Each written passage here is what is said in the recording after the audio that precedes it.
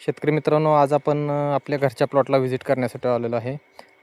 15-0-12 व्हरायटीमध्ये हे खोडव्याचं प्लॉट आहे आणि याच्यामध्ये आपल्याला हा रोग आढळलेला आहे. म्हणजे हा चाबुक्कानी किंवा काजळी म्हणू शकतो. प्लस याच्यामध्ये आळ्याचाही अटॅक झालेला आहे. म्हणजे जे गाभा पडण्याची समस्या राहते की बरेच कोंब निघायला लागलेले सुकलेले असतात किंवा वाळून जातात. त्याच्यात तर तो अटॅक हा अळीमुळे झाला असतो. ते अळी त्या कोंबामधील गर खाते आणि त्यामुळे ते निघणारे कोंब वाळून जातात.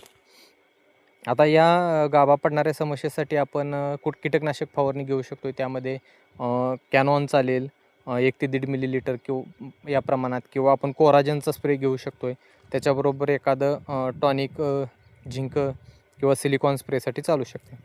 आता इथं आपण हे कोंब तोडून पाहिलेलं आहे. तर याच्यामध्ये आपण उघडून बघणार आहे की आळ्याचा अटॅक किती प्रमाणात आहे. माझ्या मते बऱ्याच प्रमाणात आळ्याचा अटॅक झालेला आहे.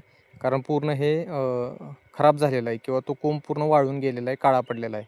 याच्यामध्ये बुरशीचाही अटॅक आहे आणि अळीचाही अटॅक आहे. बुरशीजन्य रोगाच्या या कंट्रोलसाठी सुरुवातीला ऊस तुटून गेल्यानंतर आपण जे खुटाड राहतात त्यावरती कीटकनाशक आणि बुरशीनाशकाचा स्प्रे घेतला पाहिजे. बुरशीनाशकमध्ये आपण साप 1.5 ग्रॅमनं फवारू शकतो आहे किंवा 22 1 ग्रॅमनं स्प्रे करू शकतो आहे.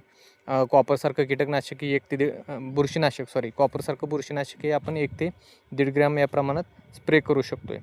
अळीच्या आणि बुरशीनाशकाच्या कंट्रोल दोन्हीचं एकत्र कंट्रोल करायचं म्हटलं तर यामध्ये आपण कोराजेन 60 मिली प्रति 200 लिटर पाणी, प्लस त्यामध्ये आपण बुरशीनाशकमध्ये सापसारखं बुरशीनाशक 1 ते 1.5 ग्रॅम प्रति 1 लिटर पाणी किंवा 22 अर्धा ग्रॅमनं 22 1 ग्रॅमनं स्प्रे घेऊ शकतो. रोको 1 ग्रॅमनं यामध्ये वापरू शकतो आहे. आलटून पालटून कोणतंही बुरशीनाशक तुम्ही घेऊ शकताय. याच्याबरोबर एखादं टॉनिक दिलं तरी प्लॉटची वाढ ही चांगली होईल आणि या रोग आणि किडीचा दोन्हीचा बंदोबस्त होऊन जाईल.